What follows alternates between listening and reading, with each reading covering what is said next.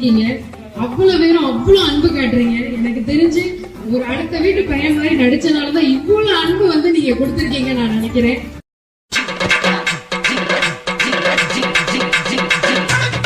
அடங்கொய்யால எல்லாருமே போயிட்டாங்களா?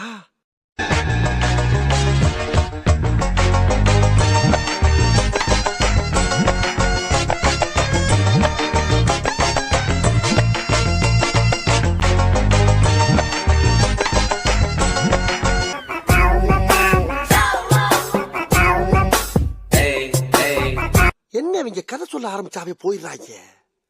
எப்ப போறானுங்க? ஆரம்பிக்கும் போது போயிடறானுங்களா இல்ல இடையிலேயே போயிடறானுங்களா?